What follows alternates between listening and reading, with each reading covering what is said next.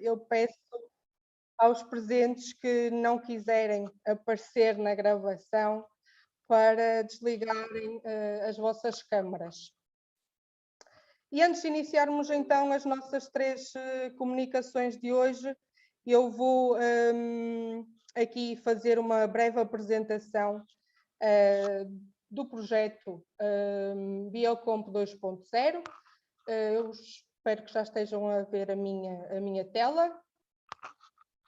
Este projeto é um projeto de investigação que foi e é financiado pelo programa Compete 2020, pelo Portugal 2020 e também pela União Europeia, através do Fundo Europeu do Desenvolvimento Regional. A ideia deste projeto foi desenvolvida no âmbito do programa Biodeveloper da New Organic Planet. Este programa tem como objetivo acolher projetos de investigação e desenvolvimento cujos trabalhos estejam incluídos nos eixos prioritários deste programa e que se encontram aqui espelhados, como podem ver neste infográfico. Eu não vou explorar cada um destes eixos, convido a quem quiser saber mais acerca do programa Biodeveloper a visitar o site da New Organic Planet. E no que respeita ao projeto Biocomp 2.0, este projeto está integrado no eixo que diz respeito ao estudo de produtos que auxiliem na área da proteção e da fertilização das culturas. E está incluído neste eixo porque o seu principal objetivo é, desde que começou em abril do ano passado, é a produção de compostos orgânicos para aplicação em agricultura biológica. Compostos orgânicos estes que tenham na sua constituição jacinto de água e também subprodutos resultantes das atividades agropecuárias, florestais e ou agroindustriais. E para alcançar este objetivo, temos então no projeto definido um plano de implementação que terá uma duração de 24 meses e que se encontra basicamente dividido em 4 fases principais. A fase inicial, de estudos preliminares e investigação e seleção de competições, aqui representadas neste diagrama pelas atividades A1 e A2. A segunda fase do plano compreende o estudo e o desenvolvimento do processo de compostagem e a sua monitorização e controle desse mesmo processo de compostagem, e que dizem respeito então às atividades A3 e A4. A terceira fase do plano consiste na fase de testes e ensaios de validação da solução que foi proposta e desenvolvida durante a segunda fase do plano, ou seja, nas atividades A3 e A4. E, por fim, a última fase do plano de implementação, e esta fase será desenvolvida sempre em paralelo com as 2 fases anteriores, envolve o desenvolvimento de uma plataforma tecnológica. Além destas 4 fases principais, teremos também no projeto uma atividade orientada para a disseminação dos resultados que forem sendo produzidos ao longo do projeto, bem como uma atividade da gestão técnica do projeto, que será transversal a todo o projeto. Finalmente, para implementar então este plano de atividades, o projeto tem um consórcio que é constituído por 3 entidades. A empresa Colina Generosa, que é a entidade líder do projeto Biocomp 2.0, a Escola Superior Agrária do Politécnico de Bragança, cuja coordenação dos trabalhos que serão desenvolvidos no projeto está a cargo do professor Manuel Ângelo Rodrigues, e ainda a Escola Superior Agrária do Politécnico de Coimbra, que tem uma equipa que está a ser coordenada pela professora Daniela Santos.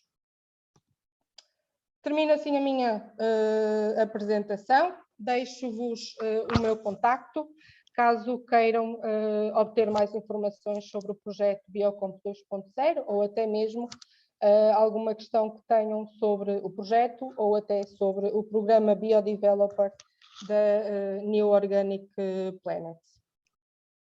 Assim sendo, e sem mais demoras, vamos começar com a nossa primeira oradora da tarde, a professora Hélia Marchante. A professora Hélia é doutorada em Biologia pela Universidade de Coimbra, em colaboração com a Universidade de Cape Town. É docente na Escola Superior Agrária do Instituto Politécnico de Coimbra, como eu já apresentei, e é também investigadora no Centro de Ecologia Funcional. É embaixadora do Objetivo para o Desenvolvimento Sustentável 15, que respeita proteger a vida terrestre. Trabalha com plantas invasoras, focando-se principalmente na sua ecologia e controlo, nomeadamente no controle biológico das plantas invasoras. Tem participado em vários projetos de investigação, alguns deles com uma forte componente aplicada e em estreita colaboração com os diferentes stakeholders que são responsáveis pela gestão das plantas invasoras no território.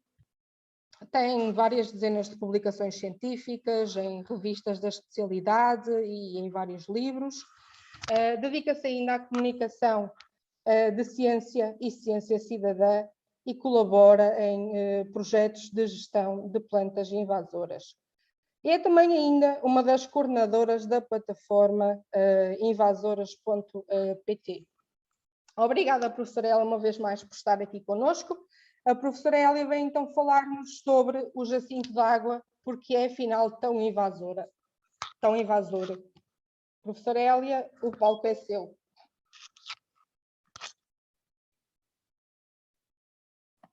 Ok, muito obrigada. Credo, até me assustaste, Verónica, com esta apresentação. Eu para já queria muito agradecer o convite que me foi feito. Queria pedir que alguém me controle o tempo para eu não me distrair, pode ser? Sim, pode ser. Ok, então eu venho falar daquilo que eu gosto mais, não é?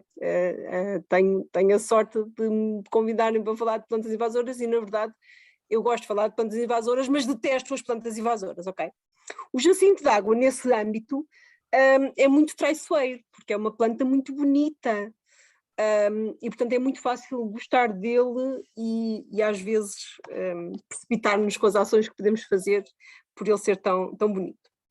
Então, eu vou começar por chamar a atenção que eu venho falar do jacinto de água e ele, de facto, é quase como se fosse assim a estrela das plantas invasoras aquáticas, não só em Portugal, mas no mundo, porque é uma planta que está submersa, que se vê muito bem e que é das piores invasoras aquáticas a nível mundial, e que não é fácil passar despercebida.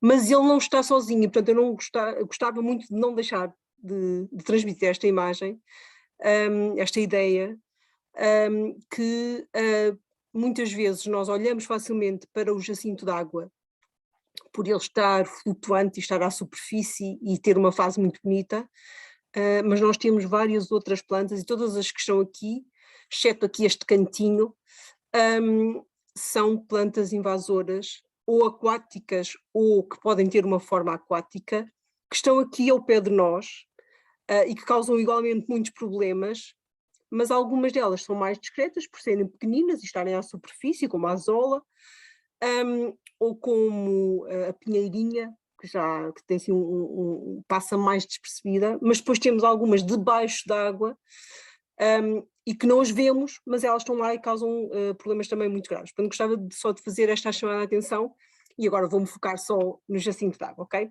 Eu acho que, se calhar, todos os que estão aqui já ouviram falar desta planta aquática. É uma planta que vem de longe, não é? Vem da América do Sul.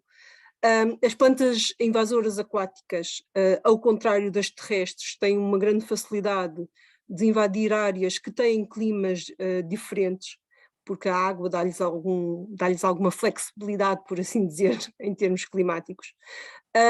O jacinto, eu acho que toda a gente tem esta noção, que é uma planta flutuante. É uma planta flutuante porque tem mesmo como se fossem uns flutuadores nas folhas, que é como se fosse uma esponjinha que as ajuda a flutuar, mas isto é a parte que se vê bem. O que às vezes não se vê tão bem é que ela não precisa mesmo de água para sobreviver, portanto ela pode sobreviver em solos alagados. E é preciso ter muita atenção, porque às vezes quando se controla jacinto de água, pensa-se sempre onde é que vamos pôr toda esta biomassa que retiramos, e às vezes colocam-se em solos que têm muita água, e ele de facto pode sobreviver nessas situações, enraizar e dar novas plantas. Por outro lado, também é preciso ter noção que, sendo flutuante, quando o retiramos da água e acumulamos em grandes pilhas, e sei que há aqui pessoas que têm esta experiência, ele, como tem muita água acumulada, mantém-se durante algum tempo até secar.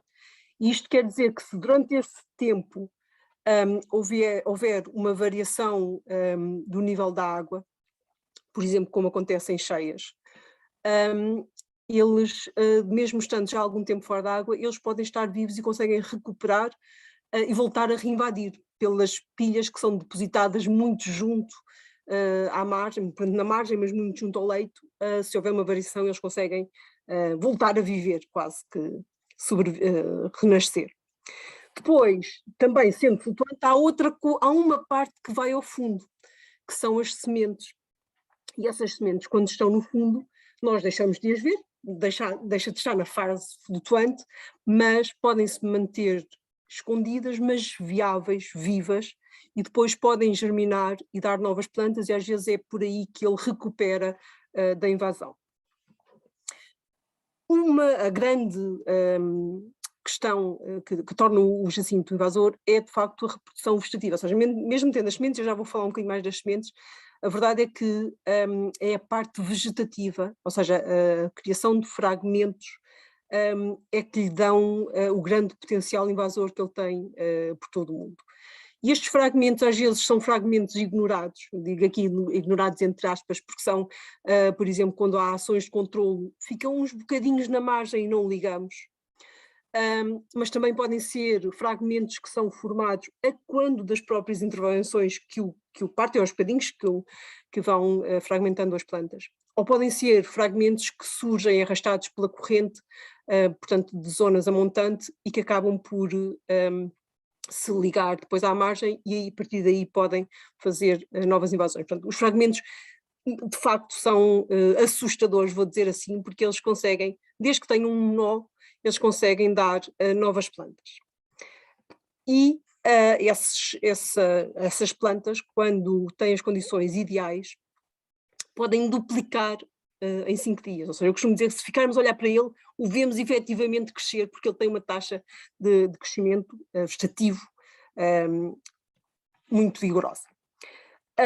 Ele tem estas raízes, portanto, se esta ponta da folha ficar sozinha num fragmento, ela não dá uma planta nova, ok? Portanto, ela precisa de ter uma parte que tenha um nó para conseguir dar esta tal reprodução vegetativa, e depois o crescimento é muito acelerado. Às vezes, isto é um jacintozinho, o jacinto às vezes chega a ter mais de meio metro, e às vezes quase que se aproxima do metro, portanto as folhas, estes flutuadores esticam, não é? E ela pode ser uma planta de facto bem maior do que o normal que acontece. Além da parte vegetativa, ela tem as flores muito vistosas. Normalmente ela é dada como uma planta que faz a floração no verão e é muito efêmera, 2, 3 dias, mas a verdade é que se pode estender pelo outono. E o porquê que eu estou a chamar a atenção destas flores? A produção de semente, de facto, não é a maior preocupação em Portugal. Um dos grandes problemas é que estas flores são tão bonitas, que é muito frequente, na época em que ele está em flor, vermos nas redes sociais e por aí, pessoas entusiasmadíssimas com esta flor tão bonita que posso levar. E, portanto, isto é uma razão de alerta. Portanto, elas despertam muito interesse, e como há muita falta de informação, as pessoas veem plantas bonitas e levam para os seus lagos, para os seus charcos, para o pé de sua casa, para terem também estas plantas bonitas quando chega a altura do verão. Isto dispersam assim e há novos sítios de invasão que se suspeita que tenham sido criados assim. Depois tem, pronto, parte vegetativa, flores, frutos. Os frutos são umas pequenas cápsulas, com muitas sementes minúsculas, e uma planta facilmente tem vários milhares de sementes por ano, que depois, quando afundam, podem estar viáveis durante períodos relativamente longos, não são centenas de anos como algumas plantas terrestres, mas são mais de 20 anos, e normalmente precisam de condições muito específicas para germinar. Determinadas alturas da água, determinadas temperaturas, o que quer dizer que normalmente em Portugal a reprodução vegetativa é mais responsável pelo aumento da espécie do que as sementes propriamente ditas, mas há germinação, ok? Onde é que ele ocorre? Ele é de água doce, toda a gente sabe, acho eu, não gosta de águas com muita corrente, portanto normalmente aparece nas zonas com águas paradas ou com pouco movimento, o que quer dizer que às vezes em rios que tenham mais corrente, com mais movimento, eles se acumulam nas margens e acabam por não estar na parte que tem mais movimento. Lagos, charcos e às vezes naqueles vasinhos ornamentais que aparecem nas casas privadas ou nos jardins públicos, também se vê e ele dá-se muito bem nessas situações. Em termos de preferência, ele tem um leque de temperaturas que anda ali entre os 25 e os 35 graus, isto mais ou menos corresponde, mais ou menos, e cada vez menos temos certeza de quando é que isto corresponde, mas corresponderia à primavera, que é quando ele tem as taxas de crescimento mais rápidas, e prefere muita luz, e águas com altos níveis de nutrientes também são excelentes. Na verdade, isto não é só para o jacinto de água, ok? Há muitas plantas aquáticas que respondem a isto, mesmo algumas nativas. Mas não é esquisito, ou seja, isto é as condições que ele prefere, mas é uma espécie que se desenvolve muito bem, até pode atrofiar um bocadinho, mas não morre, em condições muito distintas. O que normalmente limita são temperaturas muito baixas, e muitas vezes temperaturas muito baixas, mais ou menos abaixo de 10, associadas a geadas, podem de facto limitar o seu crescimento, e temperaturas muito altas, mas também não é um dia mais de 35 graus que o faz parar. Também não aparece, ou pelo menos não saudável, em águas salobras, e por isso é que em vários sítios às vezes o deixam ir para a foz, porque o aumento do nível de salinidade o acaba por fazer definhar, mas até lá ainda se aguenta. Onde é que nós o encontramos? Na verdade encontramos um pouco por todo o país. Eu podia ter aqui um mapa do mundo e aparecia um pouco por todo o mundo, mas nós em Portugal temos tanto no continente como nos Açores, em várias ilhas é dado. Ele aparece mais, e reparem que isto é um mapa de ciência cidadã, portanto está onde os cidadãos disseram que o viram, mas há outros pontos de certeza, mas aparece mais nas zonas mais litorais, mas também chega ao interior, e tanto do norte, não é? Ali aquele ponto mesmo na fronteira até a sul, na nossa vizinha Espanha ele é extremamente problemático. E muitas vezes faz estas situações assim, não é? Isto não é um arrelvado, é um rio com jacinto de água.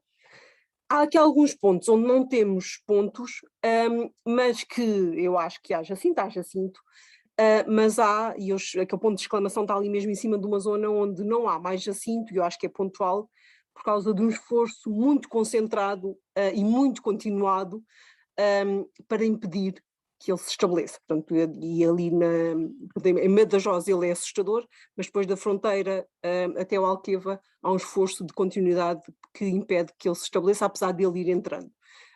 E isso é muito importante e, portanto, gostava de chamar a atenção. O que é que ele faz? Diminui a qualidade da água, o que é curioso, porque é uma espécie que foi introduzida em vários sítios para melhorar a qualidade da água e é usada em alguns sítios para tratamento de água, e o seu fluxo, não é? Quando está muito desenvolvido. Mas a verdade é que uma coisa é vermos um corpo, isto é outra vez um corpo de água, aqui completamente tapado por jacinto em flor, uma coisa é vermos isto, que até podem estar a depurar a água, por assim dizer, outra coisa é vermos isto, que depois afunda e dá quantidades enormes de biomassa a apodrecer dentro de água e, portanto, no fim, o resultado é o nível da qualidade da água diminui. E a verdade é que não é pouco frequente, isto é um ano em que tenha um abaixamento das temperaturas e geadas, regularmente consegue fazer isto. Portanto, isto são fotografias tiradas, esta por acaso é na Pateira de Formentelos, já mostra aqui uma de Montemor. Entope os canais, impede a navegação, não é? É fácil de perceber que se deixamos de ver o espelho d'água há de ter estas consequências. Acaba por diminuir o aproveitamento recreativo e piscícola. Aposto que uma cana de pesca tem alguma dificuldade em ir apanhar o peixe que está morto por baixo daqueles tapetes.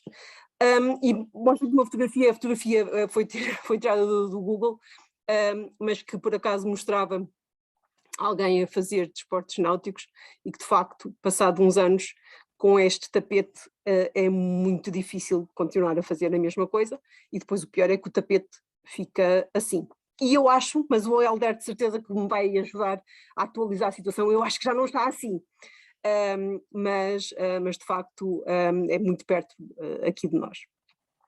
E depois, eu até pus aqui bem maior, reduz a biodiversidade, porque quando temos um tapete daqueles de jacinto, as plantas aquáticas, e nem tudo o que está verde dentro da água são algas, nós temos uma quantidade fantástica de plantas nativas aquáticas que fazem um trabalho, um serviço do ecossistema, aos ecossistemas fantásticos em termos de manutenção da qualidade da água, mas que a maior parte das pessoas não vê. Não vê simplesmente porque está dentro da água e porque nós temos muita cegueira vegetal. E quando o jacinto de água faz aqueles níveis de cobertura, como estas fotografias que eu mostrei, muitas plantas, várias delas raras, ameaçadas, nativas, simplesmente desaparecem. E não é só as plantas, não é? Também a vida animal dentro da água perde muito quando a cobertura é completa de jacinto, e há vários estudos que quantificam e que mostram esses impactos. Então o que temos que fazer? Eu acho que, eu nunca me canso de dizer isto, acho que uma das coisas é apostar na prevenção e na detecção precoce e na resposta rápida. Ou seja, aprender sobre as espécies, reconhecer as espécies, não deixar que ninguém à nossa volta pegue no jacinto e o leve para um sítio onde ele não existe, porque não percebe que aquela planta tão bonita pode causar problemas. Isto somos todos nós que estamos alerta, porque à nossa volta, muito, muito, muito facilmente, a senhora da padaria e do café não sabem que o jacinto de água é um problema e acham simplesmente que é uma planta bonita que deviam ter. Nem pensar em levar para casa, nem deixar ninguém levar para casa, além de ser, pela lei, proibido.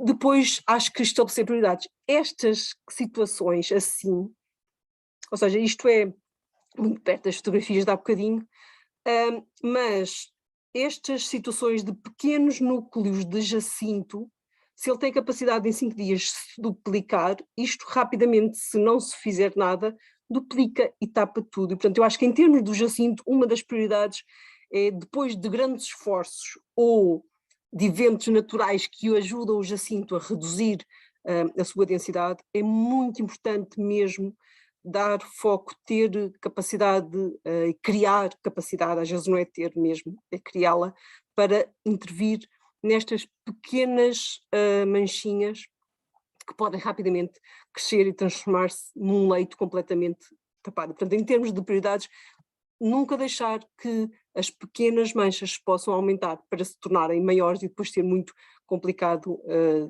de gerir. Acho que é muito importante ajustar os métodos de controle, ao contexto principalmente, e aplicá-los bem. E isso às vezes depende das áreas, há áreas que já vão tendo muita experiência porque trabalham muito com a espécie, mas há outras áreas que não, portanto apostar na formação e em esclarecimento. E acima de tudo acho que é isto, é garantir a continuidade a longo prazo de uma intervenção que se faça, porque só uma intervenção sem ter esse compromisso de continuidade com o jacinto de água normalmente é não ter resultado nenhum ou perder o esforço que se fez. Não é só com uma intervenção, a menos que seja um jacinto de água que chegou àquele sítio e eu consegui detectá-lo e retirá-lo precocemente, não é uma intervenção que faz nada ao jacinto. Isto muitas vezes quer dizer, e eu acho que há muito esta consciência Infelizmente, pois na prática é difícil e nem sempre se consegue, mas é preciso mesmo equipas permanentes dedicadas para conseguir monitorizar os cursos de água, para conseguir monitorizar os corpos de água todos e conseguir impedir que pequenos núcleos avancem para se transformar em grandes núcleos, o que depois não só tem muito mais impactos, mas também tem muito mais custos para controle. Isto às vezes pode querer dizer, na minha escola, ou num jardim onde eu vou, ou num restaurante onde eu vou, que é super frequente. Quando estamos alerta vemos que o jacinto de facto atrai muita atenção e está em todo lado, e às vezes depois é a partir daí que se limpa e que vai parar a um curso de água natural onde se espalha. Acho que é muito importante também apostar nas medidas de biossegurança. Isto é uma palavra que devia ficar no ouvido de todos nós e que ainda está pouco estabelecida, porque às vezes é um equipamento qualquer de esportes náuticos, é uma máquina que é usada para controle de plantas aquáticas, é um atrelado que tira um barco, que leva uma parte, sementes de jacinto, que leva um fragmento de jacinto, um caminhão que é usado para transportar jacinto do sítio onde está a ser removido. Às vezes é assim que se espalha e que os fragmentos e as sementes conseguem estabelecer-se em novos locais. Há inclusivamente locais em que se suspeita que as invasões tenham ocorrido porque alguém emprestou uma máquina de controlar jacinto. Okay? Isto quer dizer falta de hábitos de biossegurança, quer dizer, não temos noção que aqueles equipamentos que utilizamos, consoante as espécies são coisas diferentes, os nossos sapatos, as nossas ferramentas podem levar bocadinhos de plantas. E elas dão origem a outras e sobrevivem nos novos sítios onde chegarem. Portanto, temos que tornar isto muito mais rotineiro nas nossas vidas, de limpar muito bem as coisas que utilizam de um lado para o outro. Isto tanto com plantas aquáticas como terrestres, mas aqui nas aquáticas é particularmente problemático. É muito importante colocar a gestão das invasoras e do jacinto de água na agenda, ou seja, às vezes não é preciso fazer diferente, às vezes é preciso, com tudo aquilo que já fazemos, passar a incluir intencionalmente, assumidamente, de uma forma distinguida, as funções que são precisas para gerir o jacinto, e isto é muito geral às outras espécies e depende muito do papel em que nós estamos. Apostar muito na coordenação, e isto é uma coisa que com o jacinto se nota que é um desafio gigantesco, mas tem que se trabalhar aqui. Há muitas entidades e muitos interessados que mexem na água, que intervêm em meio aquático, e se não estiverem coordenados e não estiverem comprometidos em trabalhar todos com o mesmo objetivo ou tendo presente aquele objetivo, o que às vezes acontece é uma equipa está a fazer um trabalho incrível e outra que nunca pensou nisso vem e estraga, e interrompe, espalha a espécie e acaba por prejudicar e aumenta o azoto na água e de repente o jacinto explode. Okay? Portanto, é muito importante este trabalho de percebermos todos quem é que intervém naquele meio e coordenarmos e cooperarmos. E às vezes é assustador, vê-se muitas vezes intra-entidades, portanto, pessoas dentro da mesma entidade, mas que trabalham numa área diferente. Alguém que trabalha em educação ambiental, se calhar, vai fazer multiplicação de plantas e põe o jacinto de água como exemplo. Portanto, é muito importante este passar a informação a todos os níveis para podermos trabalhar coordenado. Não quer dizer que estejamos todos a trabalhar para o mesmo, mas é importante que estejamos alerta do que os outros estão a fazer para que as nossas ações não vão contrariar o objetivo de controlar. Apostar muito nas espécies nativas, eu acho que aqui temos muito a avançar, ainda a explorar, porque as espécies nativas podem, de facto, fazer uma barreira para o avanço do jacinto e de outras plantas aquáticas, mas o jacinto também, apesar de ele ser assustadoramente rápido e eficiente a crescer. Ajustarmos àquilo que acontece, e isto dentro da água é incrivelmente importante, porque muitas vezes uma variação do nível da água, um aumento dos nutrientes porque alguém pôs mais azoto ou fósforo no seu campo, e de repente os resultados que estávamos à espera e os meses que tínhamos planeado para intervir têm que ser alterados. e é preciso ir criando capacidade de resposta a estas adaptações e assumir o nosso papel, ok? E aqui, para acabar o assumir o papel, e todos nós temos um papel aqui, é só descobrirmos qual é, pode ser de, enquanto cidadão que não tem nada a ver com isto, não levar plantinhas para casa ou chamar a atenção no café de manhã que o jacinto de água que está em flores não se pode tirar dali.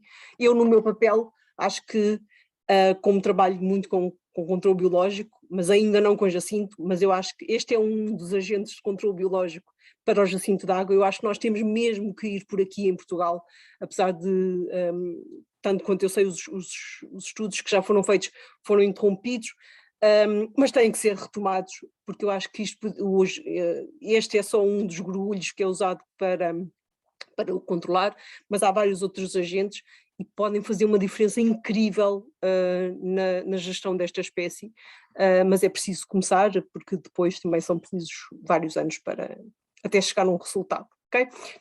E não vou continuar mais, vou só chamar a atenção que se não sabem, alerto-vos para este ciclo de conferências online que está a ocorrer de invasoras às quartas. Por acaso, a semana passada, este mês foi sobre as invasoras aquáticas e falou-se do jacinto de água, mas vêm aí muitos e espero que explorem, que se inscrevam e espero ver-vos em algum. Obrigada, professora Hélia, pela sua apresentação. Peço que, se tiverem questões sobre a apresentação da professora Hélia e sobre as apresentações que vão ser feitas a seguir, que vão colocando no bate-papo. Vamos então passar para o nosso segundo orador da tarde, o engenheiro Hélder Araújo. O engenheiro Hélder é o responsável pelo Serviço Municipal da Proteção Civil de Montemoro Velho desde 2014. É licenciado em Engenharia da Gestão e Ordenamento Rural, no ramo de Tecnologias de Informação em Ordenamento Rural, pela Escola Superior Agrícola de Santarém. Tem ainda uma pós-graduação em Dinâmicas Sociais, Riscos Naturais e Tecnológicos, pela Universidade de Coimbra. Enquanto coordenador do Serviço Municipal de Proteção Civil de Montemoro Velho, é responsável por assegurar diversas atividades no domínio da proteção civil municipal, de defesa da floresta e do espaço rural, bem como de operacionalização dos meios municipais para a resposta a todas as atividades. No âmbito das espécies invasoras, o engenheiro Hélder Araújo tem promovido e executado as medidas de controlo, prevenção e erradicação das mesmas, entre as quais o jacinto de água, a espécie invasora do webinar de hoje, mas também de outras invasoras como a erva pinheirinha, a erva das pampas, entre outras. A sua apresentação de hoje visa partilhar a sua experiência, no caso concreto do jacinto de água em Montemoro Velho, nomeadamente por retratar aqui um pouco do existente neste território e quais as soluções que têm sido encontradas neste município para dar resposta a este problema. Engenheiro Hélder, muito obrigada também por estar aqui conosco. O palco é seu.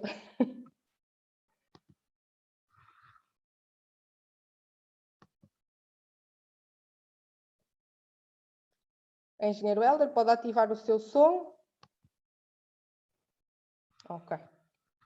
Então, muito boa tarde a todos. Obrigado pelo convite e por conviverem um pouco connosco, que nós no território com o problema acabamos por necessitar de todos e a colaboração de todos é sempre pouca para este tipo de matérias.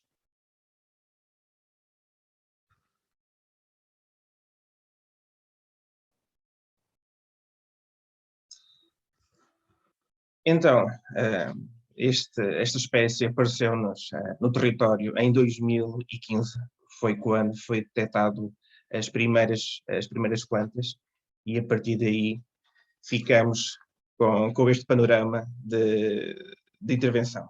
Neste momento, esta espécie abarca cerca de 42 hectares no território só do município de Montemoro Velho. Ele abrange muito mais a região do Baixo Mondego, mas mesmo assim já é, só neste território tão pequeno que temos, já é uma área considerável. Nós somos caracterizados por termos um conjunto vasto de cursos de água, muitos deles ligados muito à área agrícola, muito às infraestruturas agrícolas e muito à questão de drenagens da rede secundária e principal do Rio Mondego. Entretanto, neste momento temos o leito periférico direito do Rio Mondego, a vala que vem desde Coimbra junto à 111, já com espécies. O leito abandonado do próprio Rio Mondego, que é toda a zona do Rio Antigo, ou do Rio Mondego Antigo, também com esta problemática, e mesmo já o sistema de drenagem e escoamento dos campos que estão associados já a um conjunto de locais, nomeadamente a Ereira. Isto é o panorama das nossas tarefas, era mais uma tarefa. Nós, na Proteção Civil, temos que reagir e intervir, e temos que, mais uma vez, a Proteção Civil abarca também o ambiente e a natureza e tudo o que é a biodiversidade, também nos cabe a nós, como agentes de Proteção Civil e intervenientes no território, salvaguardar quer a nossa população, mas também o nosso património faunístico e florístico. Contudo, isto também nos leva para outro patamar, que é a questão das dificuldades com o escoamento e com o entupimento do sistema de drenagem, e depois leva-nos às inundações. O nosso grave problema do Baixo Mondego é a questão das cheias e inundações de val, e esta espécie vai-nos ainda causar mais problemas com o escoamento e com as devidas precauções que nós devemos ter para assegurar a própria segurança da minha população no território. E começamos a trabalhar mecanicamente. A única, até o momento, ainda a grande avanço que nós temos dado na propagação e no controle é contê-lo e removê-lo. E têm sido as nossas tarefas, limpezas, não direi diárias, mas mensais, constantes, na remoção mecânica deste material.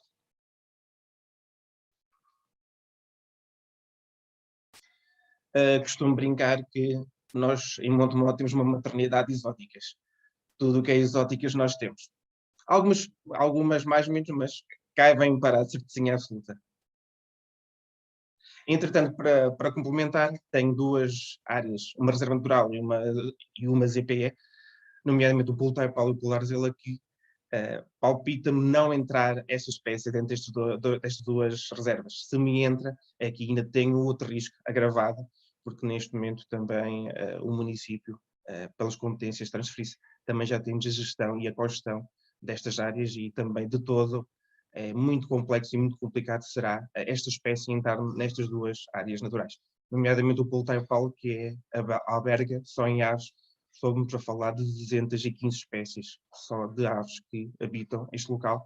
Esta espécie, ao entrar, vai certamente degradar o espelho de água e terei muitos problemas. Problemas e impactos. Pois, nós também, para além da agricultura intensiva que nós temos no Vale e a exploração agrícola que nós temos, acaba por também não ser fácil. O que significa que vai-nos calcular e vai-nos prejudicar a questão do melhoramento da qualidade da água, vai-nos restabelecer ou não vai-nos permitir o reequilíbrio necessário para a sobrevivência dos peixes e das plantas no próprio leito. A própria fluidez da água, a questão das inundações é uma questão muito premente, e segurança e proteção civil, e lá está, a questão das cheias, os perímetros, o combate, o desaparecimento das espécies autóctones. Aqui também temos um reduto que é o nenúfar amarelo, que também temos uma proteçãozinha a esta espécie, que é dos poucos sítios já no Baixo Mondego onde ela existe, então temos aqui um carinho especial por este nenúfar amarelo, que geralmente andamos a tomar conta dele. Lá está, as nossas dificuldades, depois também associado a isto tudo, temos a questão da fluidez esportiva. Nós temos um centro de treinamento e tenho, muitas das vezes anualmente, ou um campeonato europeu ou um mundial de canoagem.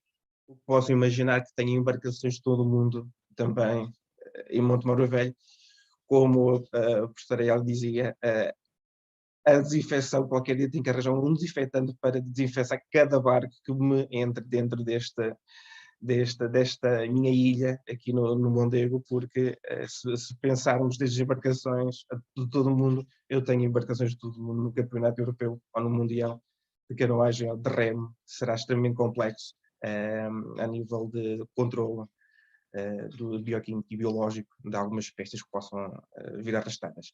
E depois tudo o que é ainda associado, e nós trabalhamos um pouco com a área da saúde na recolha ainda da questão do mosquito.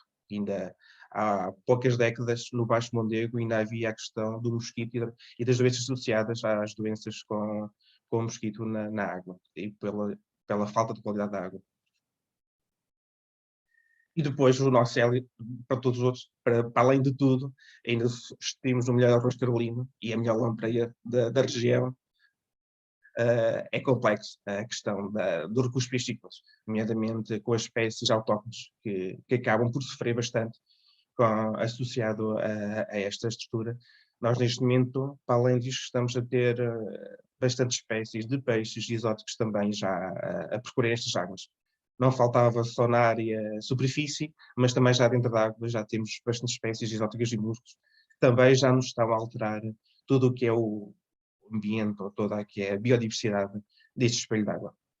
E lá está o nosso arroz carolino, tudo bem, e lá está o azoto e todos os nutrientes necessários para alimentar também o jacinto de água. Também alimentamos o arroz, mas também o alimentamos em grande parte com a quantidade e a disponibilização da parte química de escorrência para a água e aí, como é óbvio, o desenvolvimento desta espécie de acordo que aceita.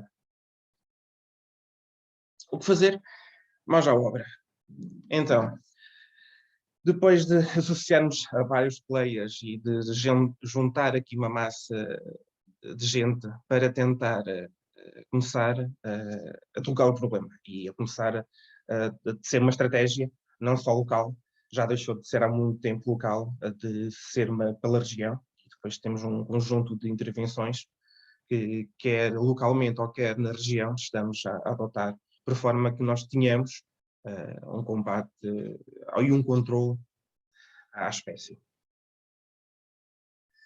Além desta estruturação, o próprio município, através do Fundamental, fizemos um plano de ação do próprio Jacinto, onde descrevemos tudo o que era e um pouco estudar, porque se nós não estudarmos e se não estivermos associados e se não conhecermos, é complicado combater, porque se não houver conhecimento e se não houver esta informação, para combater esta podemos estar a prejudicar outra sem saber ou sem nos apercebermos. É extremamente complicado e foi muito complicado estarmos com equipamentos pesados a intervir nestes espelhos de água e sabendo ou não sabendo que debaixo das nossas lagartas ou debaixo dos nossos pés poderiam estar outras espécies em extinção e que nós não os conseguimos ver porque não os conhecíamos e não somos obrigados a conhecer, mas temos que cada vez mais estar atentos e alertos para esta situação e cada vez mais colaborar na questão da identificação de outras espécies autóctones que estão debaixo dos nossos peixes, ou debaixo da nossa água, ou dentro da nossa água,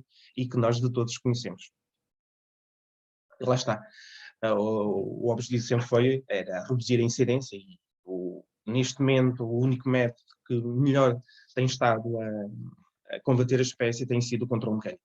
E a partir daí, dos esforços todos e de todas as áreas que nós começamos a fazer, desde a recolha, desde a intervenção, desde agora de alguns estudos, da própria planta, de substâncias de investigação, tudo o que se possa imaginar, desde a alimentação para animais, tudo o que se possa imaginar já andamos a pesquisar para ver se a Bom Porto, se temos um uso ou se estende numa linha de um comércio ou se conseguimos arranjar um subproduto para ver se conseguimos desonorar, porque os custos associados às operações mecânicas e à manutenção desta estrutura são incalculáveis.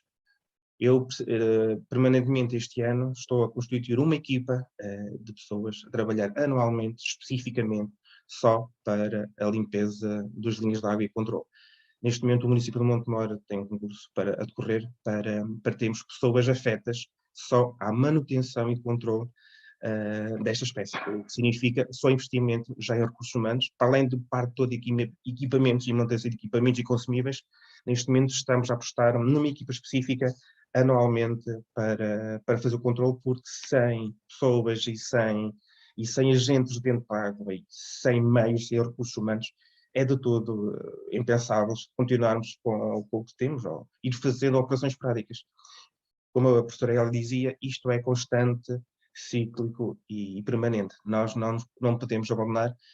Se nós abandonarmos o que nos aconteceu ano passado, por causa da questão das alterações climáticas, do fogo, porque nós temos outros incêndios, ou temos outras estruturas, ou temos inundações, acabamos por perder um mês. Se eu voltar um mês, quando lá chego, a situação ainda está mais catastrófica. O que significa que o desespero é tanto que quando lá chegamos, deixamos aquilo de uma forma, quando chegamos, um mês depois já está descontrolado. É extremamente complicado. E os nossos esforços, mesmo assim, será a mesma questão da operação mecânica e dos recursos humanos afetos a 100% àquela estrutura. Entretanto, no plano de ação temos um conjunto desde a motorização, desde o controle e conhecimento, desde a formação, desde objetivos que nós fizemos com vários agentes de proteção civil, nomeadamente locais, a questão da formação. A questão de EPIs, tivemos que adquirir outro tipo de materiais, tivemos que ir a outros sítios, tivemos que saber, e lá está, mais uma vez, temos muito ainda para aprender com esta espécie. É uma espécie extremamente complexa de combater, o que significa que cada vez mais informação, quanto mais informação nós conseguimos adquirir, melhor assim. Desde as embarcações, neste momento também temos um conjunto de embarcações e um conjunto de barreiras para tentar tamponar e continuar a fazer o controle. Desde comprarmos contentores, comprei 75 contentores de Big Bag para colocar ao longo do rio, e as próprias pessoas que iam circulando ou que utilizam o espelho de água terem um sítio específico para depositar o jacinto, para não o colocarem na margem ou não o levarem para casa. Temos um sítio específico, mesmo que algum utilizador ou que alguém surja na zona tenha um sítio específico para o colocar e depois nós fazemos essa promoção. Desde adquirimos equipamentos específicos para giratórias para a remoção e perforarmos baldes para conseguirmos tirar o máximo de material vegetal à água. Desde iniciativas que fomos ver da questão do controle biológico e biossegurança, muito importante, nós num dos projetos temos um equipamento que circula entre um conjunto de municípios e que muitas das vezes entra em vários sítios. O que pode haver, lá está esta biossegurança, esta tal situação que a professora ela nos alertava, que era muito importante a desinfecção e a questão da limpeza e higienização do equipamento, que é múltiplo, por exemplo, neste caso, a 5 municípios. Inclusive, nós temos algumas intervenções num dos municípios que é dentro de uma zona de proteção especial, que é uma ZPE também, que é o Pool da Madrid. Imaginem uma intervenção com aquele equipamento dentro daquele pool, levando ao estrício do jacinto. Era muito complicado. Lá está. Mas a questão da mecanização de tal equipamento que eu estava a falar, que nós temos uma ceifeira aquática, ou anfíbio, como lhe queiram chamar, para lhe tentar tirar o máximo de material, e é uma estrutura flutuante que anda dentro do espelho d'água para a remoção. E isto é o nosso trabalho, mas neste momento posso dizer que já tenho outra vez manchas e mais material. Este ano o frio e a geada têm colaborado, porque tem diminuído o crescimento vegetativo, o que significa que ele tem estado condicionado, e a nossa sorte dá-nos algum respiro e algum tempo para conseguirmos respirar e fazer o tipo de atividades que também temos que fazer. Isto é só para ver neste troço, onde nós fizemos um investimento desde a limpeza das margens, desde a limpeza de taludes, desde a remoção de todo o material. Nós estamos a falar de uma intervenção durante 2 anos que custou quase €500 mil. Estou a falar de 6 km, com 12, estamos a falar de 6 km de rio, são 12 de margem, então foram as 2 margens intervencionadas. Estou a imaginar só em 2 anos o investimento que foi através de fundos europeus, mas contudo o município também teve de despender do seu orçamento para poder acautelar esta intervenção. E isto são intervenções periódicas e obrigatórias, que não podemos, as grandes intervenções, mas depois não podemos explorar as manutenções. Isto são algumas barreiras que nós colocamos, que é o confinar do jacinto e depois removê-lo. Depois temos sempre a infelicidade, no meio do jacinto aparecemos muito mais das variedades de plantas aquáticas e flutuadoras, muitas delas nativas e muitas delas exóticas também. E que agora também fomos brindados com uma nova, que acho que ainda, julgo eu, seja pior que o jacinto. Isto são as estruturas flutuadoras que nós temos para conter e para fazermos setores, vamos fazendo setores ao longo do curso de água, para ser mais fácil conseguirmos depois fazer a gestão e a remoção do material nos vários troços de rio que temos, ou de leito que temos. Aqui temos umas fotografias onde temos a parte mecânica e o próprio equipamento aquático dentro da água a empurrar para as margens, para depois o equipamento pesado o remover. Infelizmente nós estamos a removê-lo para a margem, muitas das vezes ele é removido para as margens de leito. Outra questão é que também é uma espécie, não o podemos transportar. Nós não temos nenhum sítio onde isto são volumes e metros cúbicos de material e calculáveis. Nós não, a nível de gestão de transporte, não é muito fácil a remover e nem o podemos transpor muito desta zona, porque podemos ainda estar a fazer ou incorporar no outro sítio, noutro espelho de água, noutra zona. Significa a deposição lateral.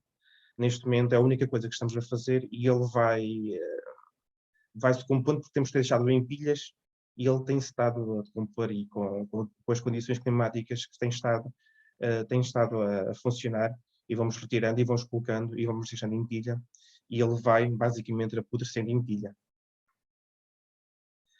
Depois fizemos um grande conjunto de divulgação junto das escolas e da população local, mas mesmo assim torna-se ainda insuficiente.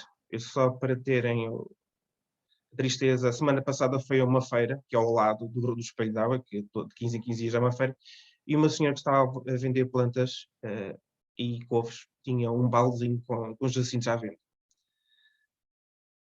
Ainda não é o suficiente, julgo, mas as pessoas, vamos a pouco e pouco tentando ir, e mesmo com a GNR aqui, a parte do ambiente, também colabora bastante no nosso território, nesta exótica e nas outras exóticas que temos, a nível de combate.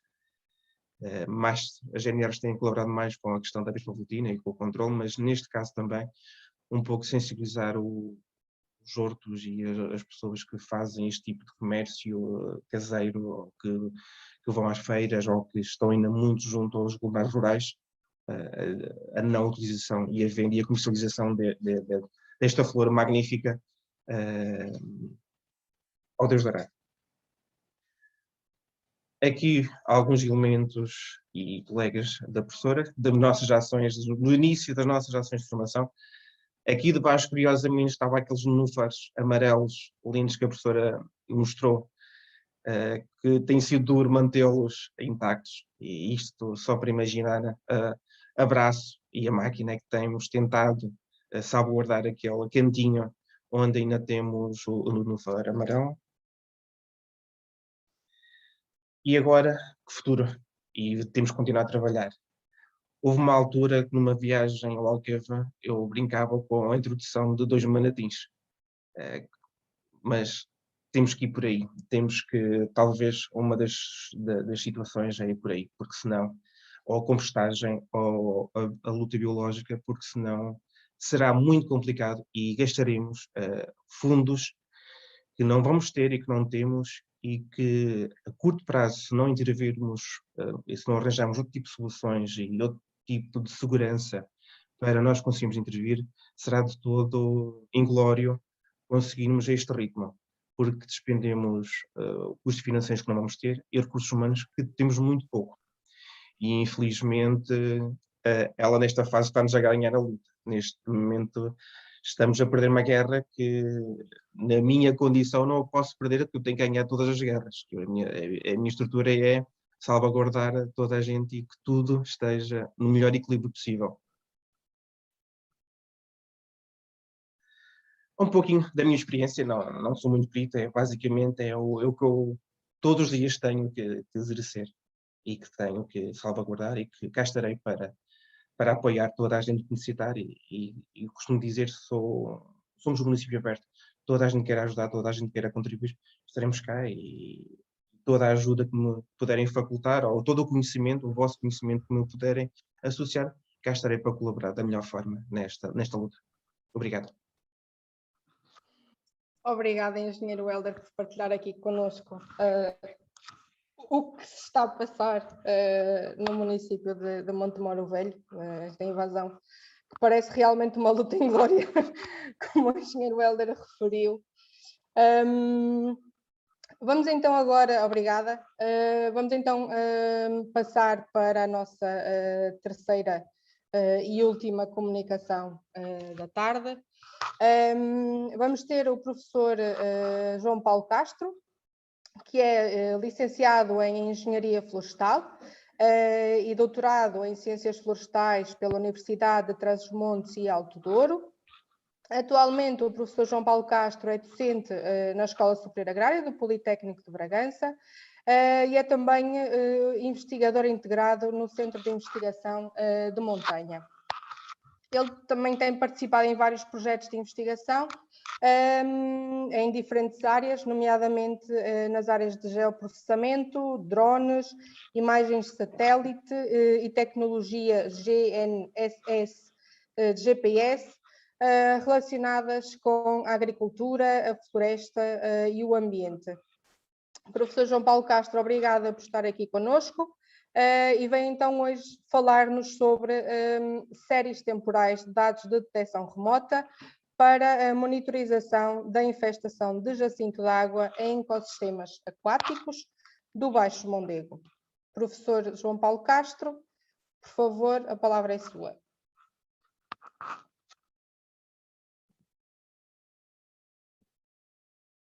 Professor, já pode falar.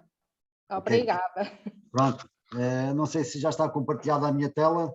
Já estamos a ver o seu PowerPoint, sim. Ok, sim senhor. Pronto, muito obrigado por contribuir também a alguma coisa em relação a este tema que é muito interessante e que para mim até foi um bom tema de trabalho que eu gostaria de partilhar convosco e sobretudo tentar dar mais uma ferramenta para o Helder e para todos os restantes intervenientes neste setor, portanto, o que é a utilização, neste caso aqui, de séries temporais de dados de detecção remota para fazer a monitorização da infestação do jacinto em ecossistemas aquáticos, neste caso do Baixo Mondego.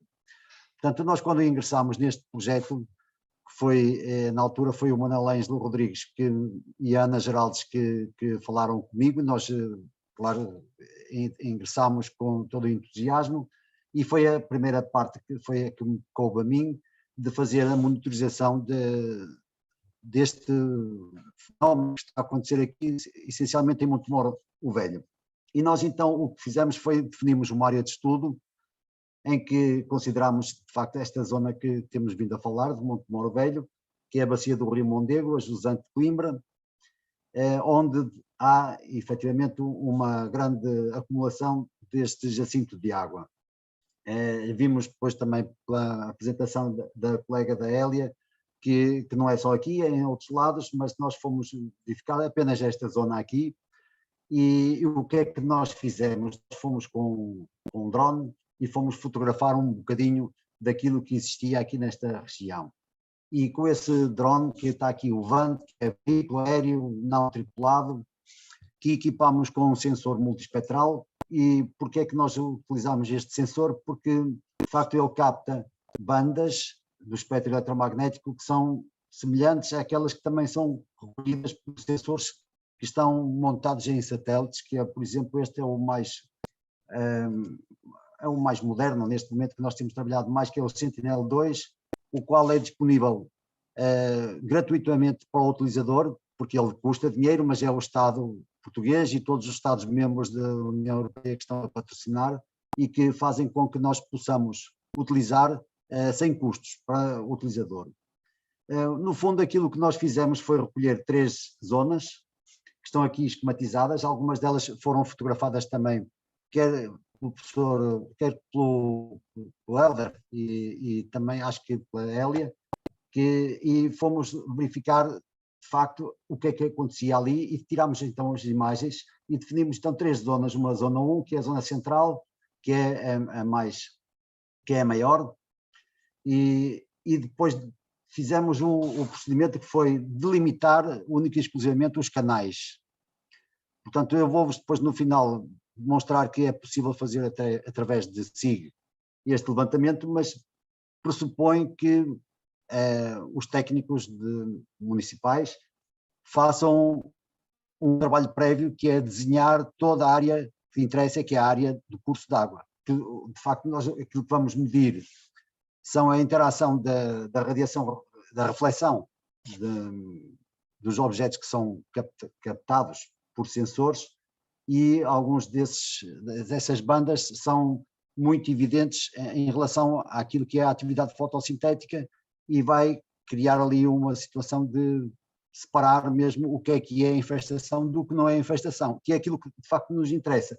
Então, esta é a imagem RGB, quer dizer, é uma imagem do drone, do sensor, mas que tem uma cor que se assemelha àquilo que a percepção humana possui. Portanto, é a cor chamada a cor verdadeira, onde vemos aqui nesta zona 1 as tais barreiras flutuantes que provocam a acumulação. Na zona 2 foi uma zona que nós tivemos particular interesse em fotografar, porque o jacinto estava todo em flor, e a zona 3 é uma que é próximo de um cemitério, também na região que tivemos a ver. Portanto, a seguir o que nós fizemos, de facto, a percepção humana, a percepção visual humana só é sensível aqui a este espectro do visível, azul, verde e vermelho. No entanto, o sensor que nós utilizamos é um sensor multiespectral que também vai buscar informação na área do infravermelho, do vermelho longínquo e também do infravermelho próximo, onde vemos que a capacidade de diferenciação é muito maior do que aquela que é obtida através do espectro visível. E nós fomos então explorar essa potencialidade e fizemos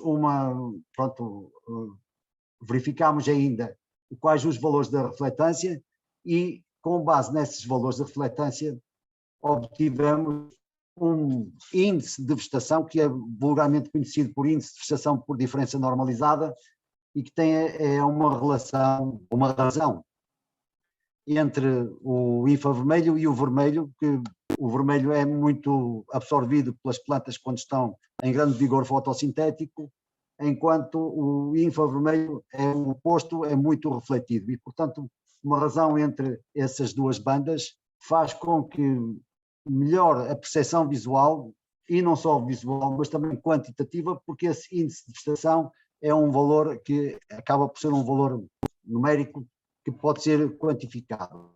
E assim, aquilo que nós fizemos foi agarrar depois no NDVI, que foi criado com as imagens do drone, com o sensor multiespectral, que é um sensor que é um MicaSense, e fomos buscar iguais bandas do satélite Sentinel. E estabelecemos uma relação da qual obtivemos um coeficiente de determinação muito elevado, o que quer dizer que aquilo que acontece com o sensor multiespectral do drone acontece exatamente com o outro, mas com a única diferença é que com o drone conseguimos uma resolução espacial de 20 centímetros ou menos até, às vezes até 7 centímetros, enquanto do Sentinel temos 10 metros. Mas mesmo assim é possível utilizar, e vamos ver que de facto e foi isso que nós fizemos, e consideramos então um fluxograma que foi criar índice de vegetação, delimitar os canais, criando em sistemas de informação geográfica polígonos, portanto são shapefiles, em que pela delimitação dos canais, depois quando fomos buscar o índice de vegetação, definimos um limiar de valor do índice do NDVI, a partir do qual ele vai fazer uma binarização, isto é, dizer o que é a água e o que é a ocupação vegetal, e assim obter a área ocupada pela espécie invasora. Isso até funcionou bastante bem. Utilizámos algumas técnicas que vulgarmente se chamam machine learning. Esse machine learning, depois, se quiserem, podem consultar alguma coisa sobre isso. No fundo, aquilo faz um machine learning, há vários classificadores de imagem. Aquele que nós conseguimos com melhor resultado foi um que se chama Random Forest, e que, a partir do qual, depois, se vocês quiserem, fazem uma pequena pesquisa, mas ele faz uma classificação, e essa classificação depois proporciona um resultado de precisão da classificação por validação de dados de campo, e nós, de facto, com o Random Forest, conseguimos uma precisão global de 94%, que é muito, muito bom. E assim, a seguir, então, o que é que fizemos? Depois de fazer isso com as imagens do drone, fizemos também com as imagens de satélite, obtivemos igual classificação e passámos depois, então, uma análise multitemporal de portanto, várias datas de imagens de satélite, porque a grande vantagem das imagens de satélite é que estão disponíveis cada 3, 5 dias, portanto, às vezes podem não ter qualidade por estarem cobertas com nuvens, mas na altura em que nós temos grandes problemas com o Jacinto, que é a altura a partir da primavera, sabemos que há sempre grandes oportunidades de obtermos imagens isentas de nuvens. E assim, no dia 13/7/2021, obtivemos uma imagem com o Sentinel. No dia 28 fizemos uma outra e vou voltar atrás para verem, portanto, o que acontece, as manchas, quando passamos, agora vou passar para a seguinte, vemos que há alteração e fizemos então uma coisa que para nós foi interessante, que foi no dia 13, obtivemos este número de pixels que se traduzem numa determinada área, em metros quadrados, de infestação dos canais. No dia 21 já temos um outro cenário, no dia 28 ainda um outro cenário. E podemos dizer que na área 1 que houve um crescimento, aliás também houve um crescimento na área 2 e também houve um crescimento na área 3, como é natural. Ora bem, então depois de fazermos este ensaio, fomos ver das imagens históricas que tínhamos desde 2018 para agora para ver o que é que tinha acontecido. E encontramos algumas coisas até bastante interessantes. Olha, por exemplo, esta aqui é uma imagem em relação a março e maio de 2021, onde vemos que em março praticamente ainda não havia grande infestação, há aqui apenas alguns pontinhos que assinalam a presença da infestante.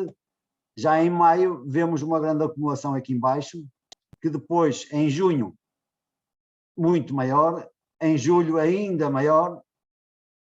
No entanto, reparem aqui, há uma coisa interessante que depois eu gostava de partilhar também convosco, que é, entre junho e julho, há aqui uma área que baixou, e eu acho que o Helder é responsável por isso.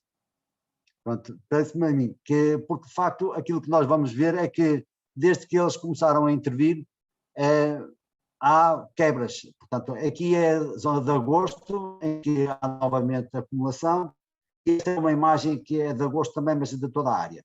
Então, o que aconteceu é que nós fizemos então a quantificação e vimos que na área este, centro e oeste, as quais tinham 10,4, 25 e 10,7 hectares, respectivamente, e vemos aqui, isto é a área só de canais, a área de água, não é? Que foi individualizada. E vemos então a seguir o nível de, a percentagem de ocupação que ocorreu em cada um deles, e vemos que, por exemplo, em 2018, na zona central, tínhamos um máximo em outubro de 64%, enquanto em 2019 tínhamos um nível na área de 93% de ocupação, o que depois vimos reduzir em 2020 e vimos também reduzir em 2021, fruto da colheita, da remoção que o Helder Araújo tem feito.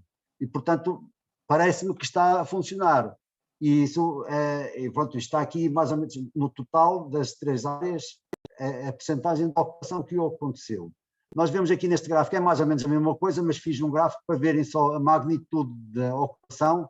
Aqui na zona central, aqui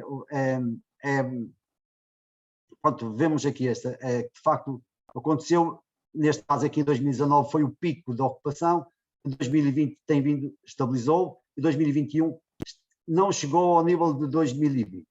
Portanto, fizemos então depois uma monitorização do passado para o recente e vimos que em 2018 na área havia este fenómeno, em 2019 este mesmo fenómeno, 2020 este, 2021 este.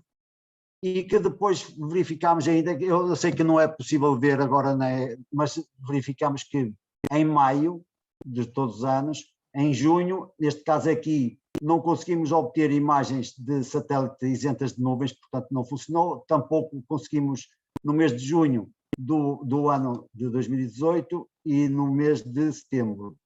Mas o que eu quero dizer com isto e que vos queria transmitir é que, de facto, nós conseguimos fazer esta distinção de uma forma bastante clara. Então, aventurámos-nos a criar um plugin para o QGIS. Não sei se vocês sabem o que é isso. O QGIS é um sistema de informação geográfica open source, quer dizer que não tem custos também para o utilizador, que compete com outros que são bastante caros, e os plugins são pessoas altruístas, por assim dizer, que criam ferramentas que disponibilizam gratuitamente para quem quiser utilizar. E neste momento temos já um plugin que foi aquilo que nós precisávamos tentar, que queríamos fazer, que era uma das coisas que no futuro gostaríamos de correlacionar o índice de vegetação com a quantidade de biomassa, e ainda o tal desenvolvimento dessa ferramenta, ou plugin, e depois, sim, fazer a extrapolação deste estudo para outras áreas, e precisávamos da vossa ajuda também.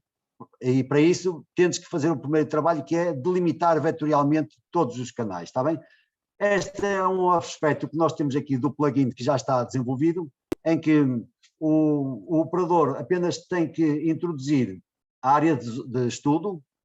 Depois de introduzir a área de estudo na forma de uma shapefile, automaticamente ele vai buscar as imagens de satélite que estão disponíveis do Sentinel, onde vai apenas selecionar a banda vermelha e a banda infravermelha para produzir o NDVI, e a seguir estabelece aqui um limiar do NDVI e exporta imediatamente uma shapefile com a área que está ocupada e a área que não está ocupada com o Jacinto. Eu penso que esta ferramenta ainda já está a funcionar, mas ainda não está depositada no repositório para descarregamento desse plugin. Mas logo que esteja testado, e eu até gostava de avançar depois aqui um desafio ao Helder e a outras pessoas que estejam ligadas a este, que era para pormos isto a funcionar, e queria que me mandassem as shapefiles dos canais, se fizessem o favor, porque eu tive que estar a desenhar e perdi montes de tempo a fazer o desenho. Se calhar vós já o tendes feito, e se puderes, enviais-me, por favor, uma shapefile com todos os canais. E depois podemos fazer uma experiência, porque isto é muito fácil de utilizar depois, está bem? E penso que pode ser uma boa ajuda para quem está a desenvolver esta atividade, como o Helder está a fazer. Eu falo do Helder porque conheço o que está a fazer, que estivemos lá a ver no terreno, e pronto, e peço desculpa aos restantes, que se calhar também estão a fazer igual. E penso que é tudo, que eu não tenho mais nada agora para vos dizer. Muito obrigado pela atenção. Obrigada, professor João Paulo Castro, por partilhar já os primeiros resultados que nós já estamos a obter no projeto Biocomp 2.0. E resultados que nos parecem até muito úteis e interessantes. Vamos então iniciar aqui o nosso momento de discussão. Temos algumas questões já colocadas por várias pessoas. Eu pedia nesta altura à professora Hélia, ao engenheiro Helder Araújo e ao professor João Paulo para ligarem o vosso microfone, e convido todos a responderem sempre que acharem, quiserem dar a vossa opinião ou quiserem dar a resposta. Então, a primeira questão que foi colocada aqui pelo Tiago é: qual a magnitude do problema nos Açores e na Madeira? Posso, se calhar, eu dizer alguma coisa? Força, professora. Os dados que nós temos com base tanto no nosso mapa de ciência cidadã, do invasoras.pt, mas há também informação da Flora One e de alguns outros trabalhos, e tanto quanto esses registros nos dizem, na Madeira não há presença da espécie. O que não quer dizer que não haja em alguns laguinhos, às vezes até em jardins botânicos, às vezes acaba por haver, mas não estão registadas porque não estão em ambiente natural. Nos Açores há vários pontos confirmados da presença da espécie. A maior parte deles são pequenos tanques em propriedade tanto privada como jardins botânicos e situações assim confinadas. Tanto quanto eu sei, não há situações de invasão de grandes áreas naturais invadidas. Mas estou sempre à espera de ser surpreendida, espero que não. Mas não há equivalente no nosso território continental. Nós, desde lá de cima, do Cávado, até ao Mondego, até ao Lis, temos muitos cursos de água que estão como ao Mondego, portanto completamente tapados de jacinto. Nos Açores eu não conheço nenhuma situação tão grave, mas há a presença da espécie em várias ilhas. Na Madeira, tanto quanto eu sei, não há sequer registro. Obrigada, professora. Temos aqui a seguir penso que é mais um comentário do Alberto Mirra, que diz que devemos colocar placas de aviso nos locais onde tem o jacinto, sobre a sua espécie invasora. Eu não sei se isto Isso faz todo sentido. Faz todo sentido e será possível fazê-lo? Eu acho que uma das coisas que me impressiona sempre, eu venho sempre, quando me convidam para falar, eu penso sempre assim, não, toda a gente já sabe isto, isto já não vale a pena dizer. E depois houve-se coisas como o Hélder acabou de dizer, jacinto à venda numa feira na margem do Mondego. E infelizmente nós recebemos muitas fotografias de lojinhas que vendem plantas aquáticas que estão proibidas. O jacinto de água está proibido pela nossa legislação desde 1974. É verdade que as outras espécies, de uma forma mais abrangente, é posterior, não é? Mas em 1999 o decreto-lei voltou a incluir o jacinto de água e o novo decreto-lei agora em 2019 voltou a incluir o jacinto de água. Mas a maior parte das pessoas, nós aqui, eu considero, vocês fazem, sem vos conhecer, eu quase tenho a certeza que vocês fazem parte do grupo dos convertidos, por isso é que escolheram estar aqui. Se calhar estão alguns à força, mas pronto. Mas se vocês fizerem este teste super simples, se viverem ao pé de um sítio com água, que tenha o risco de ser invadido ou que esteja invadido por jacinto de água, cheguem de manhã a um café, a uma padaria e perguntem à primeira pessoa que virem, se ela sabe um exemplo de uma invasora e se sabe se o jacinto de água é bom ou mau. E a maior parte das pessoas continua a não saber e não ter nenhuma consciência. Portanto, tudo o que nós podemos fazer de plaquinhas a dizer que é invasor, plaquinhas com uma caveira a dizer que é mau, formas de sensibilizar. Eu conheço até quem defenda que devíamos ser muito mais violentos na publicidade que se faz sobre esta matéria e assustar as pessoas num primeiro choque, assim, para tomarem atenção. E portanto essas plaquinhas pode fazer todo sentido, sim, senhora, porque há muita gente que não sabe e que o leva para outro sítio e que cria invasões onde hoje não há invasões. Só para brincar, eu testei isso no centro de vacinação. Eu obriguei a população toda do meu concelho a gramar comigo e ouvirem falar sobre os jacintos. Meia hora pelo menos. Não sabiam, pois não, Hélder? Não. E o Rio Mondego, em Montemor, está completamente coberto de jacinto desde 2016. E há muita gente que... Sim.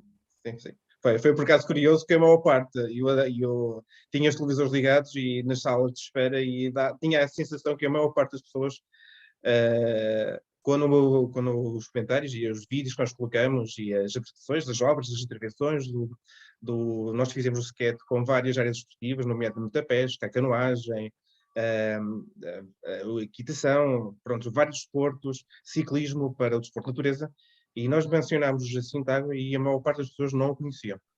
E vimos-lhe com ele ao lado e passam por cima dele, porque infelizmente de Montemor à Figueira passam cerca de 60 mil carros por dia e nem isso não se aperceberam que passam por cima dele.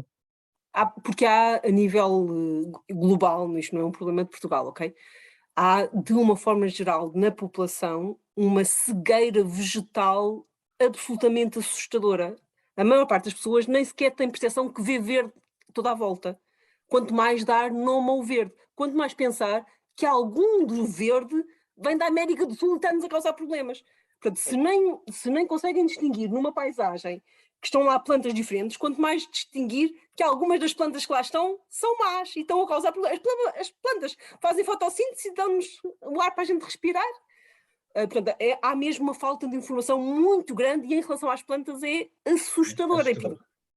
Não deixa distinguir isto, não deixa filtrar, não deixa baixar o filtro e distinguir o papel que cada uma das espécies está a ter, se nem temos noção que há muitos verdes diferentes e têm nomes diferentes. Portanto, todos nós, se cada um de nós, eu acredito que quem vem a estes eventos faz parte de quem já está sensibilizado e, portanto, é que veio. E se cada um de nós, portanto, já está alerta, já distingue algumas coisas. Se fizermos este pequenino exercício de passarmos um bocadinho, já viu que aquela planta, olha, agora vai começar as mimosas, não está assim, tem flor, mas estão mimosas em flor. Se começarmos a dizer, já viram que está uma coisa amarela à nossa volta? Sabe o que aquilo é? Sabe que aquilo vem da Austrália? A maior parte das pessoas vai ser a descoberta do ano. Nunca tinha pensado nisso. Portanto, se fizermos isso para o Jacinto e para as que vamos vendo, eu acho que podíamos aumentar todos nós um bocadinho desta falta de informação. Vamos então todos começar a adotar esta política do passo à palavra e do alertar para este problema. A próxima questão foi colocada pela Verónica Onofre e ela tem uma dúvida e pergunta quais os tipos possíveis de tratamentos para a desinfecção dos equipamentos e quais as vantagens e desvantagens de cada um. Queres responder tu, Hélder, ou respondo eu? Pode responder, professor, e depois o complemento. Eu acho a biossegurança, eu acho que é uma das coisas. Eu estou enviesada e sensível à biossegurança, mas acho que é uma coisa que ainda é pior que a cegueira vegetal. A maior parte. Se eu vos perguntar, ponham lá aí a mãozinha no ar, pode ter a mãozinha amarela, mesmo os quadradinhos pretos, quem é que sabe o que é que são medidas de biossegurança ou já ouviu falar disso de uma forma assim um bocadinho detalhada? Ponham lá, quem já ouviu falar, ponham lá a mãozinha. O Federico, se calhar foi por acidente porque já lá estava. Ok? Estão a ver? E vocês fazem parte dos convertidos que estão aqui porque gostam destas coisas, porque estão interessados, porque estão preocupados com estas coisas. Portanto, biossegurança é todas as medidas que possamos ter para impedir que vida, espécies, possam ir para um sítio onde nós não queremos que elas vão. E em termos de aquáticas, isto é tremendo, porque além das sementes, os fragmentos dão outras coisas. E era mesmo aquilo que o Hélder... Eu estava a adorar ouvir o Hélder falar, porque o Hélder já está perfeitamente... Para o Hélder já é super normal o que é biossegurança, acho eu. E já está muito por dentro disto. Mas, por exemplo, aquele evento que o Hélder falou, vou falar assim um caso mais grave.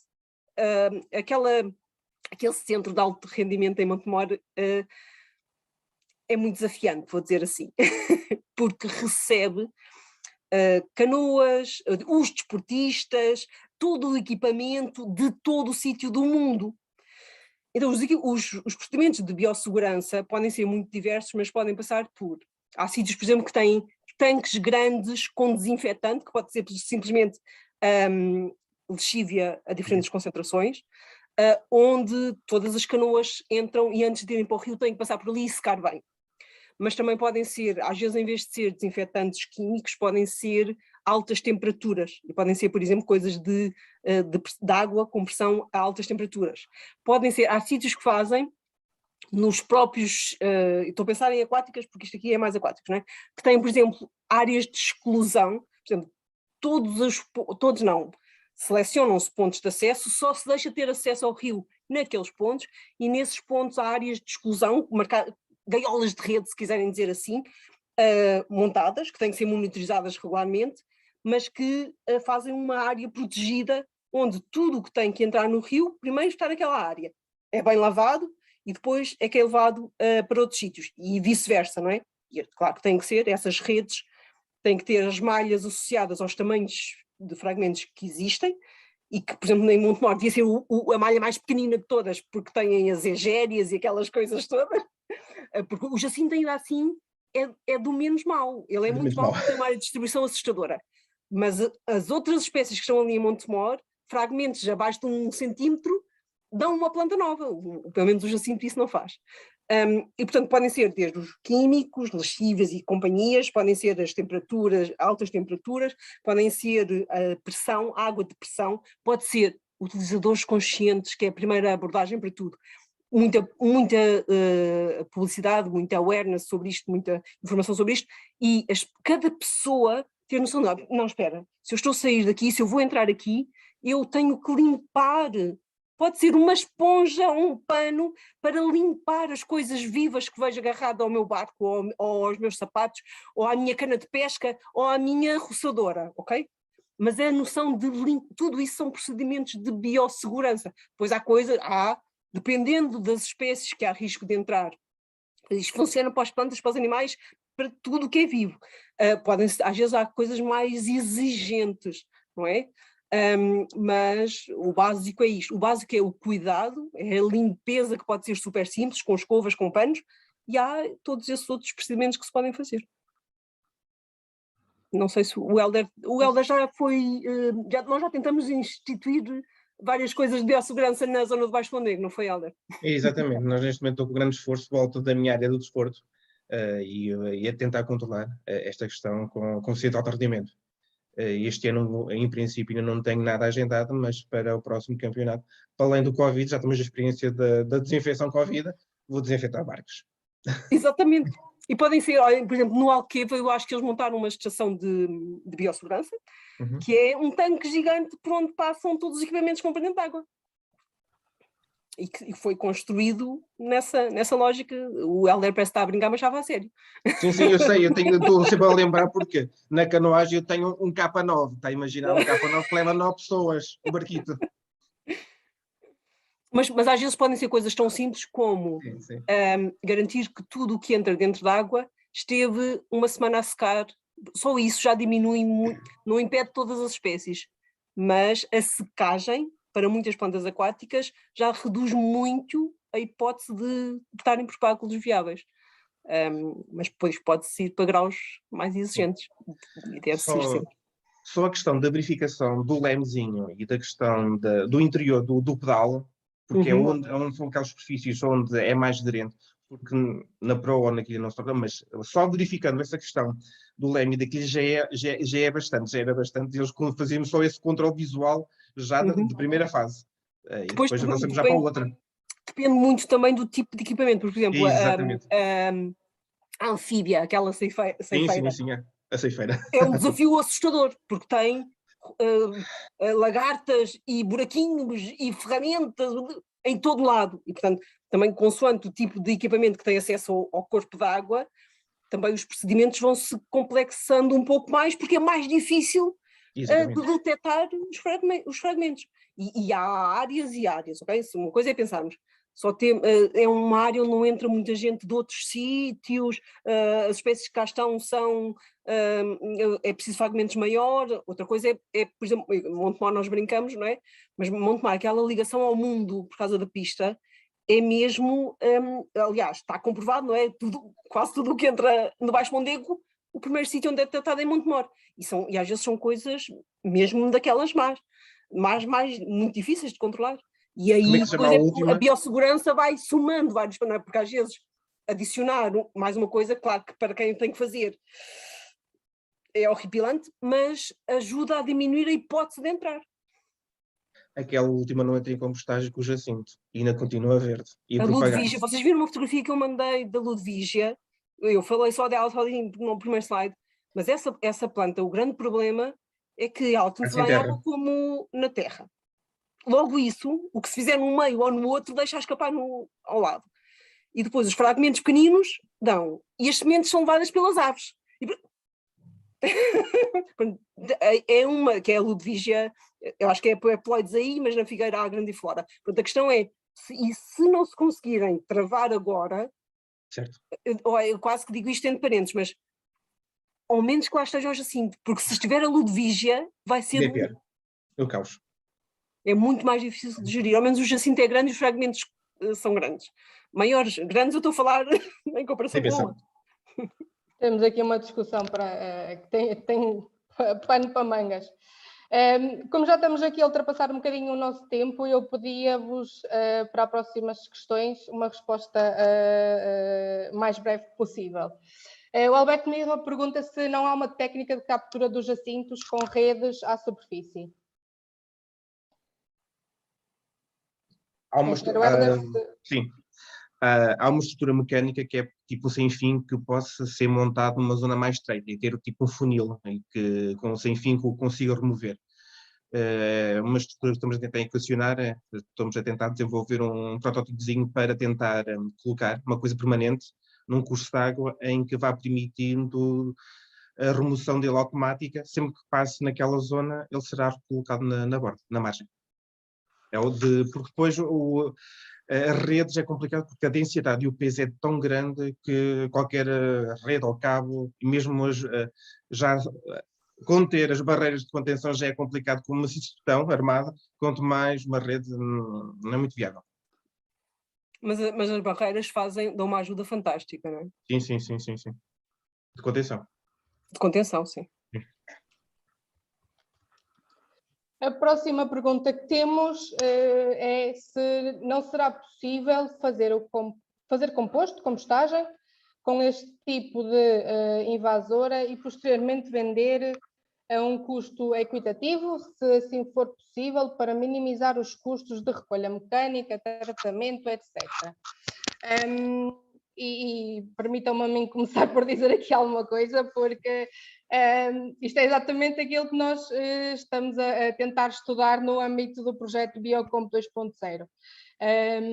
Nós estamos a tentar produzir um composto, ou seja, dar aqui uma finalidade ao jacinto de água que é recolhido, por exemplo, em Montemoro Velho, e que não tem, ou é deixado nas margens, ou não tem qualquer tipo de utilização. E então aquilo que nós queremos exatamente estudar no projeto é a potencialidade de criar estes compostos orgânicos à base de jacinto de água. E, portanto, achamos que é uma finalidade muito válida para dar a este tipo de resíduo, que acaba por ser um resíduo. Não sei se mais algum orador quer acrescentar alguma coisa. Só queria dizer uma coisinha.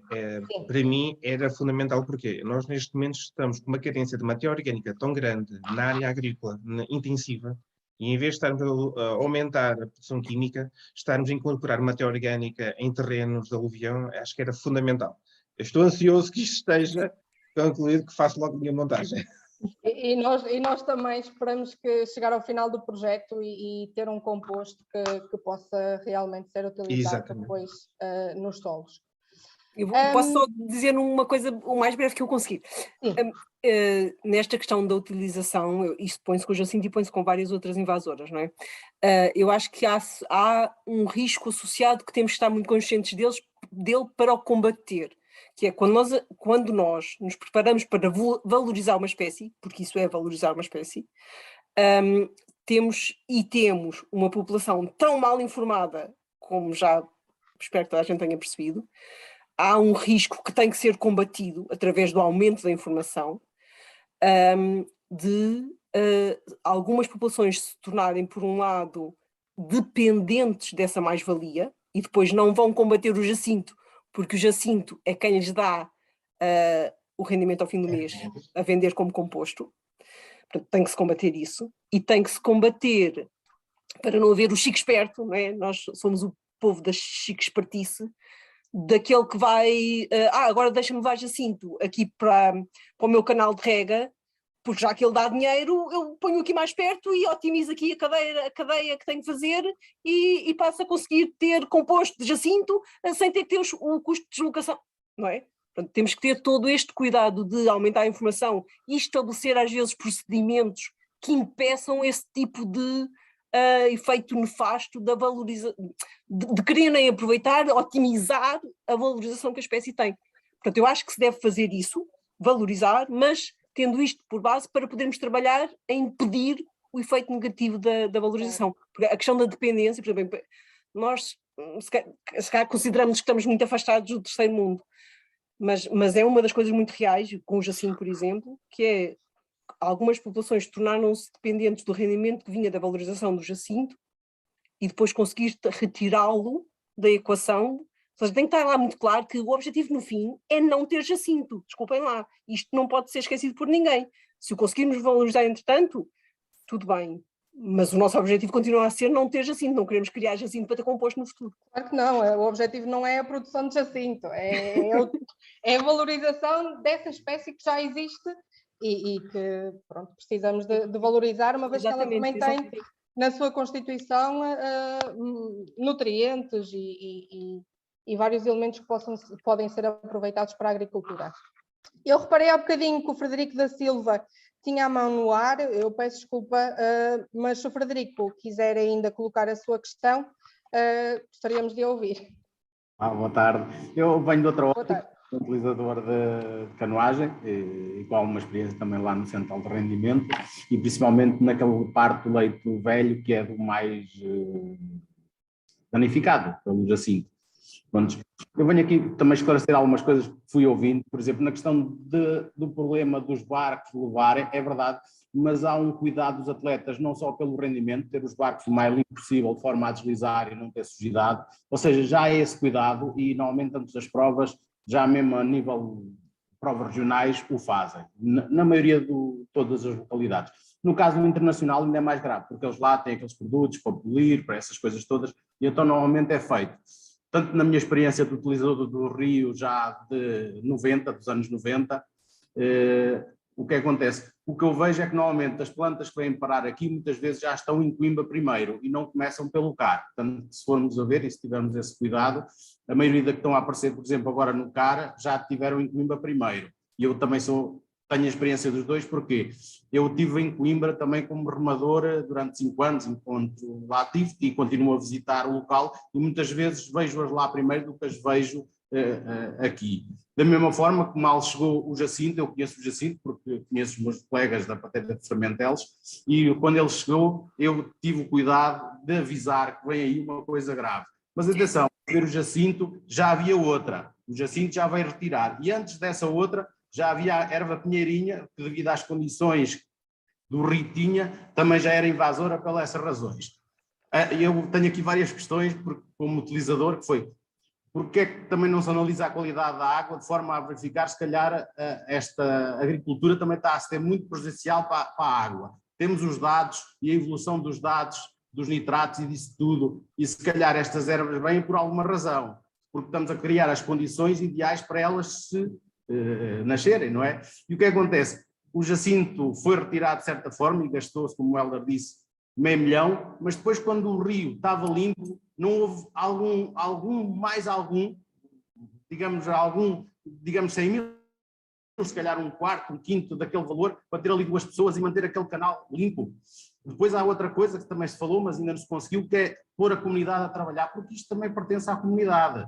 E se nós formos a ver, finalmente, Coimbra já se virou para o rio, Montemor está-se agora a virar para o rio, a fazer uma zona ribeirinha, mas depois temos o rio, temos as condições que estão, em Coimbra também cada vez está mais invasoras e cada vez é mais preocupante, porque nós fazemos canoagem, no caso, só que corrigir, o 9 pessoas é o remo, que eles também têm esse cuidado, eles ainda mais cuidado têm com a canoagem, na limpeza dos barcos, do material, não quer dizer que não haja, mas eu penso que não seja por aí, mas eu acho que devem-se fazer, porque isto não é uma coisa do outro mundo, já se faz noutras pistas de alto rendimento, e há uma coisa que se faz nos barcos, que é, por exemplo, o caiaque-polo utilizar as piscinas, eles já o fazem sempre, eles sempre que vão utilizar uma piscina, eles antes de entrar, apesar de levarem os barcos limpos, antes de entrarem naquela piscina é desinfetado, é matado as bactérias, já com esse cuidado, porque as piscinas são um ambiente ainda mais preocupante, porque andam lá as pessoas.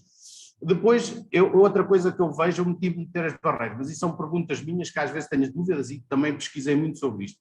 E, normalmente as barreiras devem ser para limpar aquela zona e, de certa forma, quando passamos para a próxima zona, se houver alguma coisa que aparecer naquela zona, ser limpo. O que eu vejo aqui em Montemor é feitas 3 barreiras e quando há muito limo é retirado. Mas se calhar não seria preferível, por exemplo, só fazer 500 metros, 3 barreiras de 500 metros, conseguir limpar esses 500 metros e, por exemplo, quando na zona já não, durante um ano, ir passando ou indo inclusivamente adicionar mais barreiras. Atenção, estou a falar para mim, porque estas barreiras, quando eu estou a treinar, das poucas que dá, que é mais no final do inverno, quando ela de certa forma morre, obriga-me ou a passar por terra ou a passar por cima das barreiras. Depois outra, ela, por exemplo, noutra zona que está uma barreira, ela inclusivamente vai para o mar, vai para o rio. Estar ali a fazer uma barreira se calhar não faz tanto sentido, porque, por exemplo, temos não é o Jacinto, mas é o Nenúfar, que é uma pequena zona, vamos falar 300 metros quadrados, se calhar não é tanto, e nessa zona nós conseguimos manter limpa de jacinto. Ou seja, não basta meter barreiras, o que interessa é manter aquelas zonas onde está a barreira limpa. Isto me preocupa porque aquele rio faz parte de mim, porque cresci lá, fiz lá grande parte da minha vida e gostaria de remar, e já o fiz, mesmo em 200 metros. Fui dos primeiros a lutar contra este jacinto, porque quando ele apareceu, eu andei lá com os meus atletas e andámos e tentámos, mas chegou um ponto que foi mais forte que nós e tivemos que ir para o centro de alto rendimento, porque apesar de termos o centro de alto rendimento, sempre preferíamos aquele espaço que era tipo nosso. E eu vou vendo isto porque os anos vão passando e efetivamente estas soluções não estão a resultar. E eu pergunto-me, o porquê de não começar mais acima do rio, mesmo que seja pouco, e se faz uma limpeza pouco, porque eu estar a fazer a limpeza no final é o que eu vejo em Pantera Fermentelas, que dizem que é um sucesso, mas se aquela ceifeira sai de lá, aquilo é o caos, porque basicamente o jacinto está acima, não está ali. Basta vir uma chuvada e do momento uma pateira que está limpinha de jacinto fica cheia de jacinto.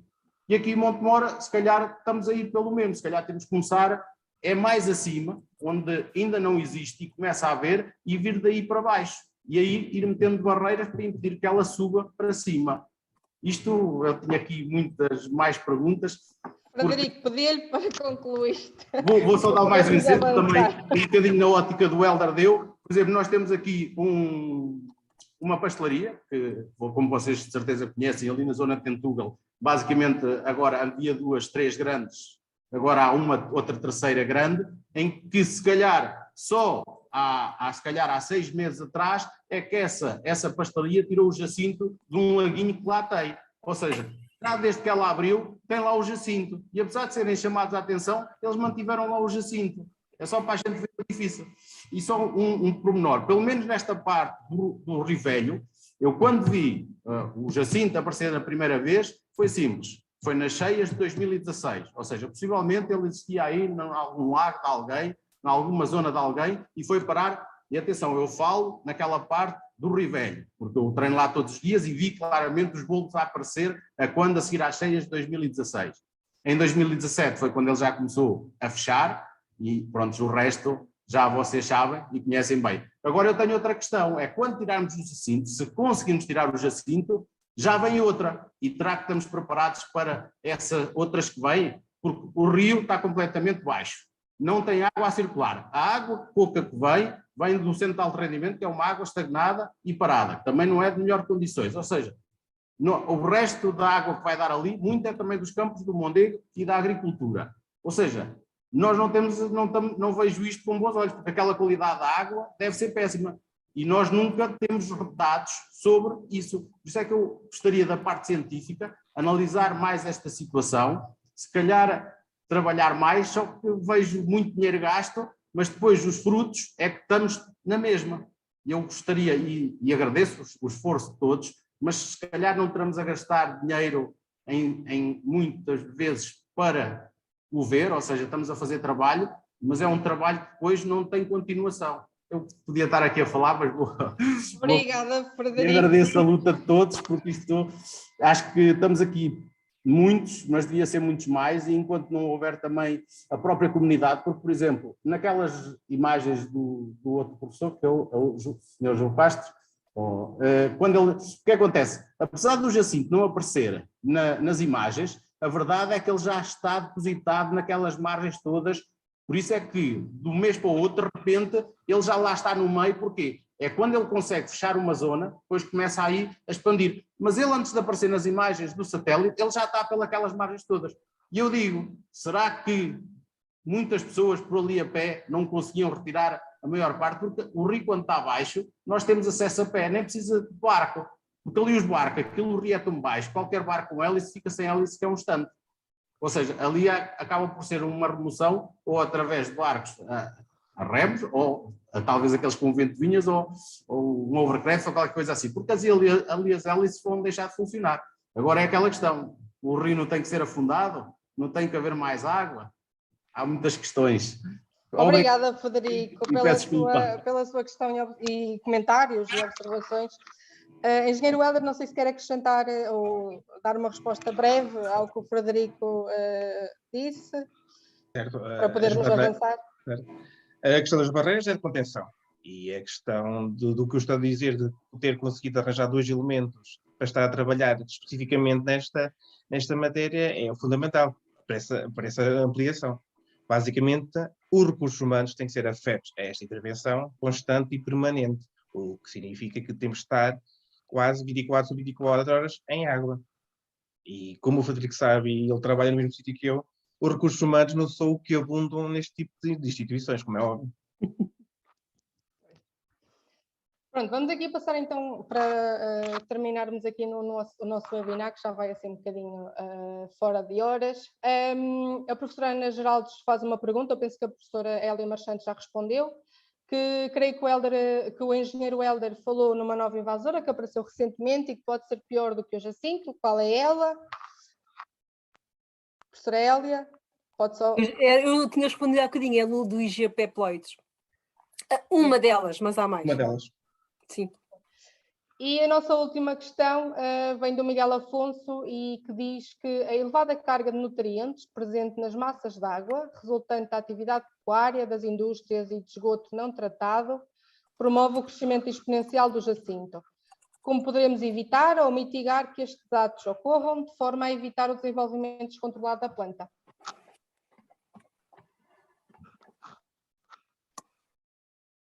Professora Hélia, se quiser. Eu peço desculpa, eu estava a responder a uma pessoa por escrito e distraí-me. Qual é que era a questão? Como é que podemos evitar ou mitigar a elevada carga de nutrientes que vai parar o plano de ação local do Jacinto Água em Montemor Velho prevê precisamente essa questão como uma questão de prevenção, ou seja, Exato. é óbvio que o excesso de nutrientes, aliás, o excesso de nutrientes, eu até falei nisso quando disse as condições preferenciais para a espécie, fazem-no crescer mais rápido, mas não o fazem crescer mais rápido só a ele. As plantas dentro d'água gostam de excesso de nutrientes. Aliás, há várias plantas nativas, como ranúnculos, algumas espécies que nós nem sequer devíamos combater, entre aspas, mas que quando há excesso de nutrientes dentro da água, elas também aumentam e também tapam completamente e também causam problemas. Portanto, o excesso de nutrientes é óbvio que é uma das coisas, e isso tem muitos efeitos a outros níveis, não é? Nós bebemos água, não é? E a água, muitas vezes que nós bebemos, passa por caminhos que não se conhecem todos. E, portanto, o excesso de nutrientes dentro da água é uma questão de base que devia ser combatida e que eu acho que Montemor tem muito bem essa questão presente, não é? Identificada como uma das coisas que, ao ocorrer, claro que facilita o Jacinto de água. Agora, essa questão do excesso de nutrientes e o abuso que se fazem dos fertilizantes e dos adubos e de muitas outras coisas que não se deviam utilizar, é uma questão que temos presente para muitos outros problemas e ainda não a conseguimos resolver. Eu acho que vamos sempre dando passos no sentido de, claro que não queremos que isto aconteça. Se conseguirmos que isso não aconteça, a luta contra o Jacinto também vai beneficiar. Agora é muito difícil de conseguir que nenhum agricultor ponha excesso de nutrientes nos seus campos. E porque não é sempre intencional, não é? Pode ser várias posições que ocorrem e que vão dar nutrientes a mais dentro d'água. É óbvio que isso beneficiava, mas é um desafio muito grande e que tem muitas implicações. Nós, no nosso caso, com a cultura do arroz e do milho, e agora da batata e das hortícolas, são plantas que exigem bastante a nível de parte nutritiva e são colocadas bastante, por isso que eu estava a falar na questão da matéria orgânica, a substituição da matéria orgânica por químico seria uma outra vantagem nesta não posição de tanto matéria inorgânica, o azoto e o fósforo, que é uma coisa abismal na parte dos adubos associada às culturas para o crescimento rápido, da agricultura intensiva, que acaba por escorrer depois para as linhas de água e basicamente nós temos um sistema de recolha e um sistema de encaminhamento de drenagem dos campos que basicamente estão interligados a estas zonas. Muito bem, obrigada pelas vossas respostas às nossas questões. Vamos então agora concluir o webinar. E eu gostaria de agradecer, em primeiro lugar, aos nossos 3 oradores da tarde que estiveram aqui, disponibilizaram um bocadinho do seu tempo para estar aqui connosco, a falar sobre um tema que nós poderíamos estar aqui a tarde toda a falar sobre ele. Agradecer também a todos os participantes que nos acompanharam no webinar. Nós esperamos poder contar novamente com a vossa presença nos webinars, nos próximos webinars que vamos ainda organizar no âmbito do projeto Biocomp 2.0.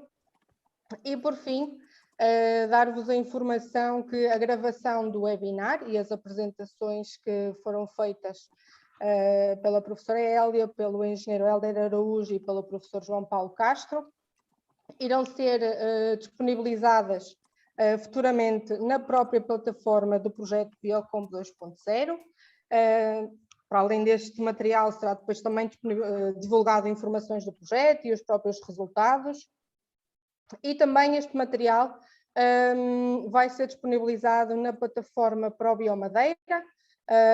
Esta plataforma resultou de um outro projeto de investigação da New Organic Planet, e esta plataforma tem essencialmente o objetivo principal de disseminar todo o conhecimento que for possível, técnico e científico, produzido na comunidade científica. Sendo assim, resta-me despedir-me de todos vocês. Uma vez mais, muito obrigada a todos e desejo-vos um bom resto de boa tarde. Muito obrigada e até à próxima. Boa tarde.